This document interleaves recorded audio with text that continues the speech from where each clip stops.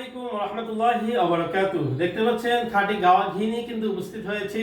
আমাদের নতুন স্টক চলে এসেছে, সেখান থেকে কিন্তু মাত্র কয়েকটা ডিসপ্লেতে নিয়ে এসেছি যাতে আপনাদেরকে দেখাতে পারি কিভাবে আমাদের ঘিগুলো আসে।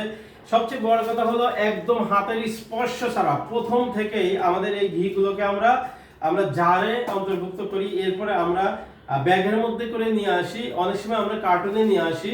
সেক্ষেত্রে কিন্তু একদম হাতের স্পর্শ পেলে কিন্তু ঘিয়ের আসল উপকারিতা নাও আমরা পেতে পারি, পাবো না এরকম না, হয়তো সমস্যা হতে পারে। অনেক সময় হাতে জীবাণু থাকে, সেগুলো এর মধ্যে প্রবেশ করতে পারে।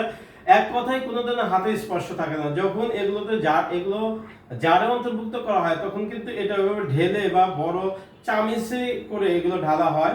এরপরে কিন্তু আমাদের কাছে যখন আসে আমরা কিন্তু এইগুলো থেকে 1 কেজি জারে যখন এগুলো ঢেলে দেই, কখনো হাতের স্পর্শ থাকে না। আপনারা যখন এই ঘিগুলো নিয়ে বাড়িতে অর্ডার করে নেবেন, তারপরে কিন্তু চামিচ ব্যবহার করবেন, শুকনো চামিচ, কোনোভাবে যেন ভেজা না হয়।